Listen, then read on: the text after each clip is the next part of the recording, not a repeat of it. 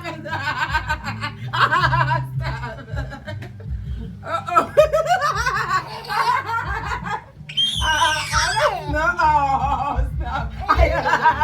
Oh my goodness.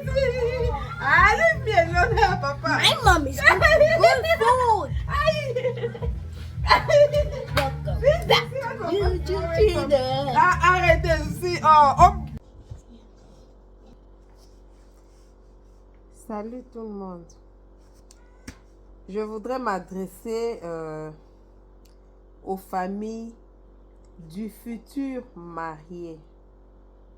Je vais bien préciser, le futur marié, pas la mariée. Chère famille du futur marié, quand votre frère se prépare à se marier, d'abord je vais poser une question. Quand vous allez dans la belle famille, on vous reçoit, vous boudez quoi? Vous êtes là en train de critiquer, oh les chaises c'était pas bien, les couverts, ceci, cela. Vous critiquez quoi? Votre frère là, avant d'embarquer toute la famille pour aller dans la belle famille, il passait là-bas. Il connaît la famille de sa proposante, de sa future femme. Deux fois, il mangeait. Les mêmes chaises que vous êtes en train d'insulter là, votre frère est passé des journées entières assis dans le même chaise parce qu'il devait aller rendre visite à sa proposante. Mais vous, quand vous venez, c'est vous qui commencez à critiquer. Votre frère a vu ça. C'est pas à vous de lui rappeler que non, les chaises... Non, non, non, non. Il l'a vu. Il voyait ça en longueur des journées. Parce qu'il ne passait pas un jour sans aller rendre visite à sa future. Vous comprenez? Donc, quand vous venez dans la belle famille, on vous reçoit, fermez. C'est pas vous qui allez apprendre à votre frère de regarder que le mur de la maison n'est pas propre. Non, il voyait ça. Et même, il connaît même tous les coins de la maison. Il a eu à utiliser les toilettes de cette maison-là. Vous ne connaissez pas. Il est rentré dans cette toilette que tu es en train d'insulter. Ton frère est rentré là. Après avoir mangé, il allait là. Vous comprenez? Donc, chère belle famille, quand vous allez pour la dot, la prédot, je ne sais pas moi pour quelle manifestation, dans la belle famille de votre frère, fermez-la. Attendez quand vous allez retourner dans vos villas et vous allez faire asseoir votre frère et lui poser la question, qu'est-ce qui t'est passé par la tête pour aller t'engager dans cette famille? Je vous informe que votre frère, pendant que vous les cherchiez chez vous à la maison, il passait des longues journées assis dans cette cabane que vous insultez cabane. Bon, c'était une parenthèse. Quand arrive le moment de la célébration du mariage à la mairie devant l'officier de l'état civil ou bien à l'église, chère famille du marié, pourquoi vous ne vous présentez pas? Généralement, ceux qui font du bruit, ceux qui applaudissent, ceux qui chantent, ceux qui dansent, ceux qui manifestent la joie sur 100%, en tout cas 99%, c'est la famille de la femme. La famille de l'homme, généralement, c'est 1%. Et deux fois même pas. Je sais de quoi je parle. La famille du monsieur. Pourquoi vous n'allez jamais aux cérémonies pour soutenir votre frère? Devant l'officier de l'état civil, votre frère est presque seul. Vous ne venez pas. Mais la famille de la mariée vient accompagner leur fille. À l'église, la même chose. Généralement, la famille de l'homme ne se présente pas. Je dis bien, sur 100%, 99%, c'est la famille de la future mariée qui se présente. Ok. Vous donnez des raisons, ceci, cela. Et puis, je ne vous comprends pas. Hein. Par exemple, prenons la culture congolaise. Le jour du mariage civil, religieux, c'est la famille de la femme qui s'occupe de la restauration. Généralement, c'est elle qui devait être vraiment occupée. Mais ils se battent pour finir la cuisine à temps, aller soutenir leur fille. Et vous, la famille de l'homme, vous ne faites presque rien. Le jour du religieux, par exemple, vous ne faites rien. Et c'est vous qui n'avez pas le temps d'aller soutenir votre frère. Allant devant l'officier de l'état civil, quand vous ne venez pas soutenir votre frère, et généralement, vous ne savez pas les clauses. L'acte de mariage que votre frère signe, comment il a signé? Le régime de la séparation de biens, communauté de biens, je ne sais pas. Vous comprenez? Donc, vous n'assistez pas. Votre frère, entouré de sa belle famille, je ne sais pas moi, influencé comme vous le dites, il a été influencé, il a été envoûté, mais soyez là pour le désenvoûter. Parce que quand vous laissez le monsieur seul, avec sa belle famille, qu'est-ce que vous voulez qu'il fasse? Il va accepter tout ce qu'on va lui proposer, parce que vous n'êtes pas là pour le soutenir. Peut-être qu'on lui a fait signer une note disant que tout ton salaire, par exemple, c'est ta femme qui va gérer cela. Elle en fait ce qu'elle veut. Vous n'êtes pas là. Le monsieur, il est tellement content du mariage, il est content qu'on lui ait accordé la main de la fille. Il signe. Si tu étais là, par exemple, toi, la petite sœur ou les grands frères du marié, si tu étais là, tu allais peut-être t'opposer. Mais vous n'êtes pas là. Vous laissez vos frères livrés à leur triste sort. La femme, avec sa famille, lui font signer ce qu'ils vont faire à leur bon plaisir. Et après, quand le monsieur, ça fait 2, 3, 4, 5 ans de mariage, c'est vous qui venez faire du bruit. Pourquoi c'est ta femme qui fait ça? Pourquoi c'est les jours où il signait les papiers, tu étais là? Tu sais ce qu'il a signé? Tu n'étais pas là. Arrêtez de venir faire le bruit dans la maison de ton frère. C'est comme s'il était encore célibataire. Toi, tu ne seras pas contente que quelqu'un aille dans ta maison crier. Non. Il a une femme.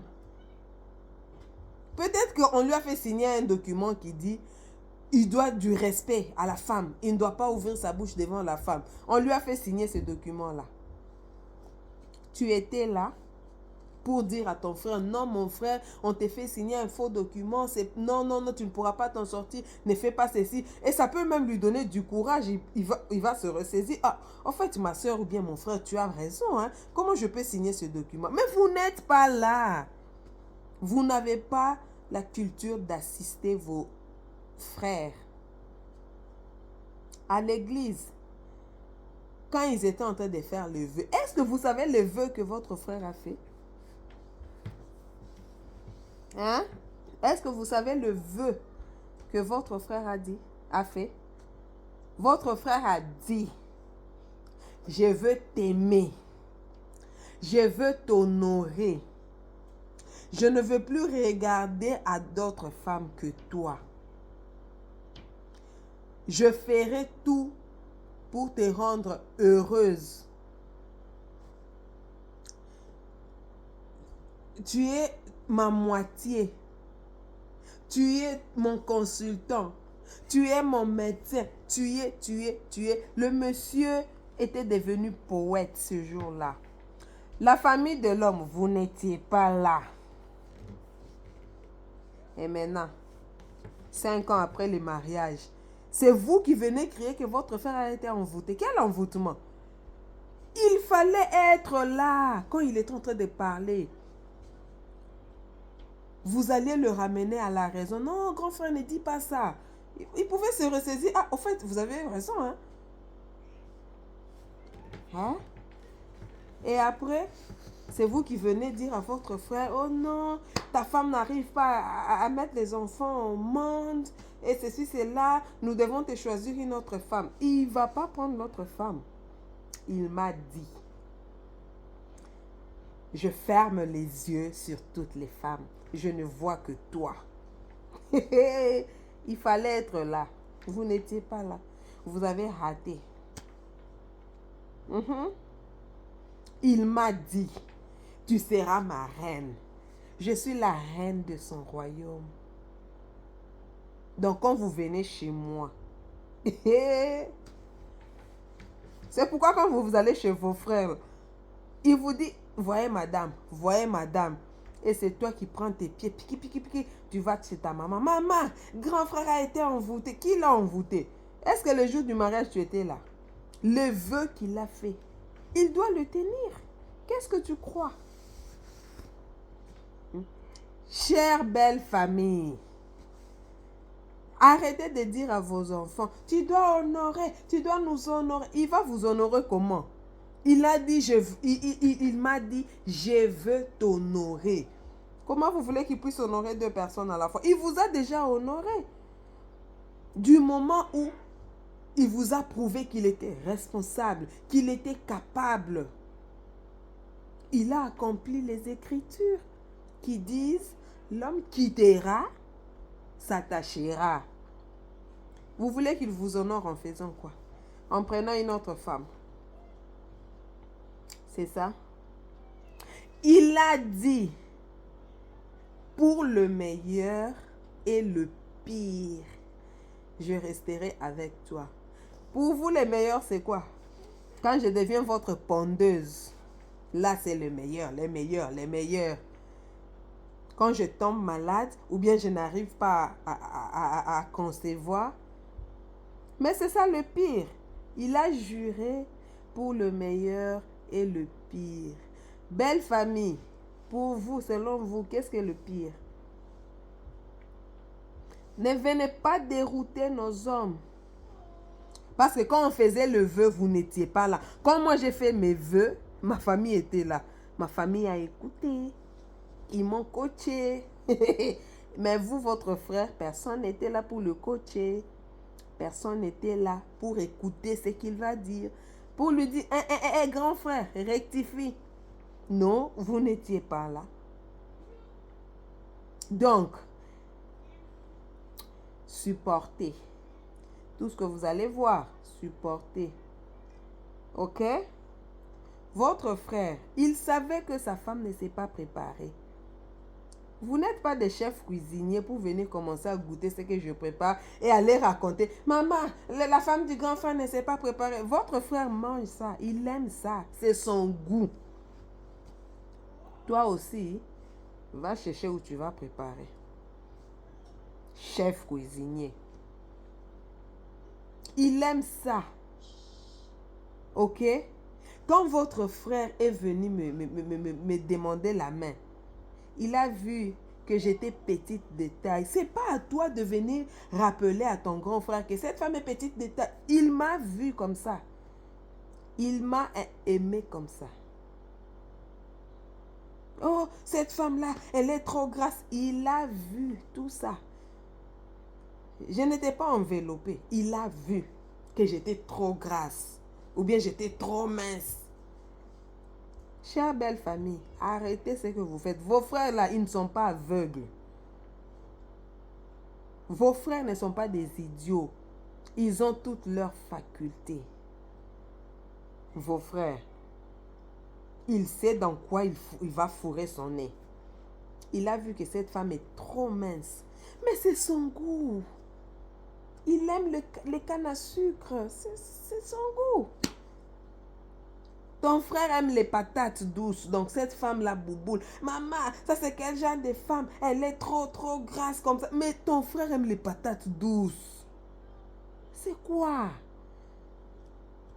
C'est toi qui vas manger à sa place? Pourquoi tu ne veux pas respecter le choix de l'autre? Chère belle famille, allez assister quand vos fils se marient. Parce qu'ils signent des choses, ils disent des choses qu'ils sont tenus de respecter ce qu'ils ont dit devant les belles familles. Devant le papa de la femme, la maman de la femme, ses grands frères, ses soeurs, ses cousines, ses oncles. Et pendant ce temps, vous êtes à la maison à ne rien faire. Votre frère est en train de se marier de l'autre côté seul. Votre frère a dit, ma femme, je vais te léguer tout. Et quand votre frère meurt, et c'est vous qui sortez là, les biens de notre... Quel bien de votre frère? Quand il m'a fait le vœu, il a dit qu'il va tout me léguer. Tu étais là? Et vous voulez venir. Tu as tué notre frère pour hériter de ses biens. Quel bien? Il m'a légué ses biens le jour du mariage. Ah oui, vous n'étiez pas là. Vous n'avez pas voulu assister. C'est quoi? Pourquoi les belles filles ne peuvent pas être heureuses? Pourquoi? Est-ce un péché de m'être marié à votre frère? Est-ce un péché? Soyez au mariage civil religieux de vos frères. Quand vous allez au mariage coutumier, généralement vous n'assistez pas à la cérémonie. C'est critiqué seulement. Yeah, leur parcelle n'est même pas bien. Ceci c'est sale. Et votre frère voyait ça. Il voyait ça quand il venait chez nous. Il voyait que notre parcelle était sale.